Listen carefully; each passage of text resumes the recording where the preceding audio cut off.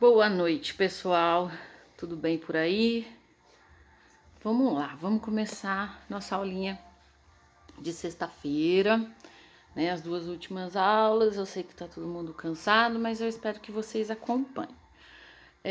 Antes de começar a matéria nova, eu queria falar com vocês a respeito de umas questões que, que eu andei observando depois da aula que eu passo e que acho que acabou gerando ou alguma dúvida ou alguma coisa. Então, eu queria deixar claro para vocês do embargo de declaração.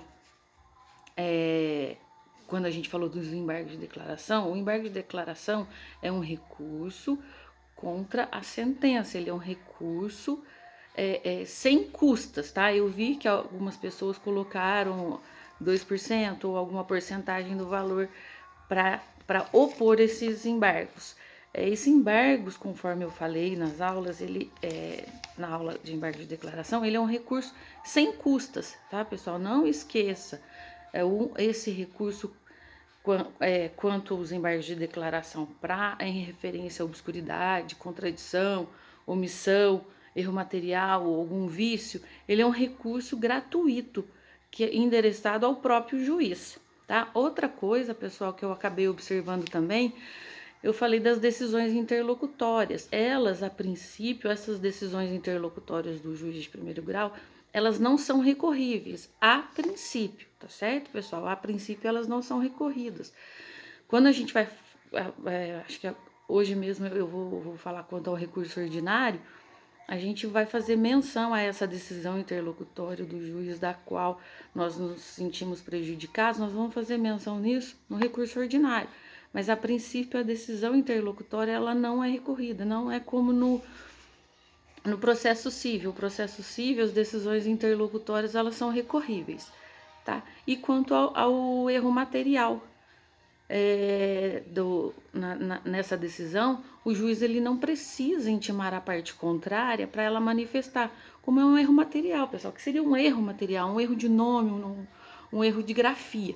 Então, o juiz não vai intimar a parte contrária, ele lá, analisando os autos, ele vai olhar se naquela decisão ele colocou algum erro, algum nome errado, então ali mesmo ele já pode fazer essa retratação, tá? Ele não precisa intimar a parte contrária para que a parte contrária fale disso, né? Ele mesmo ali ele pode decidir, tá certo, pessoal? Nós falamos de pressupostos do recurso, hoje nós vamos falar dos efeitos do recurso, pessoal. Nós temos alguns efeitos do recurso aqui. Nós temos o efeito devolutivo, translativo, regressivo, substitutivo e suspensivo, tá certo? Nós vamos estudar cada um deles.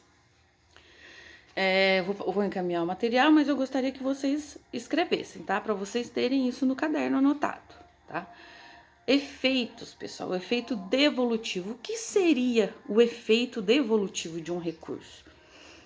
Todos os recursos, eles têm o recurso trabalhista, ele tem o efeito devolutivo. Eu vou ler para vocês o artigo 899 da CLT. Não sei se vocês estão escutando uma música aqui, eu tô fazendo aula de domingo e tem um lugar aqui perto de casa que tem festa todo final de semana. Então, se vocês estiverem ouvindo algum som aqui, algum funk, não é aqui em casa não, tá, pessoal? Então, vamos lá, artigo 899. Os recursos serão interpostos por simples petição e terão efeito meramente devolutivo, salvo as exceções previstas neste título, permitida a execução provisória até a penhora. Então, vamos lá, pessoal. Efeito devolutivo. O que seria o efeito devolutivo? Todos os nossos recursos, eles têm esse efeito devolutivo, conforme eu falei.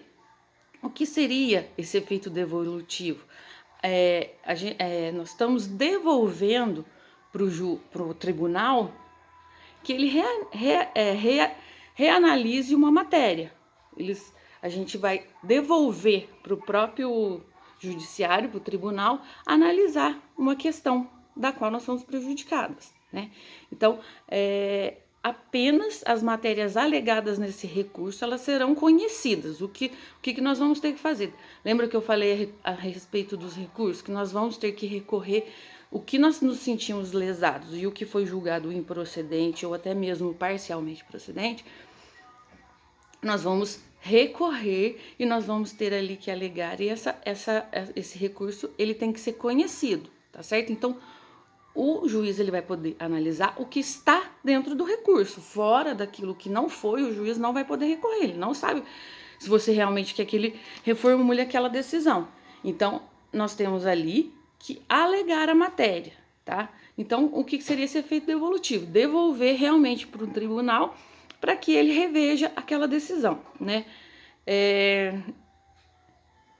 Tem essa relação com o princípio da dialeticidade. O que é essa dialeticidade? Quando nós recorremos de uma decisão, nós vamos ali, é isso que eu estava falando para vocês, nós apontamos ali a matéria a ser impugnada, né? Para que ela seja conhecida pelo órgão que vai julgar esse recurso, nós precisamos ali alegar o efeito devolutivo. Então é isso, quando nós recorremos, nós levamos aquela matéria para o judiciário apreciar novamente, tá certo? Nós ali levamos, nós fizemos o pedido na inicial de 5 pedidos, 3 pedidos nossos foram julgados procedentes, então nós vamos recorrer dos outros 2, dos quais nós não tivemos êxito, tá certo? Então a gente devolve aquela matéria específica para que o tribunal avalie. Temos também, pessoal, vou fazer um outro vídeo para ele não ficar grandão, mas temos o efeito translativo. Falamos do efeito devolutivo, devolvemos para o tribunal aquela apreciação. E o efeito translativo nós vamos falar agora no próximo vídeo, ok?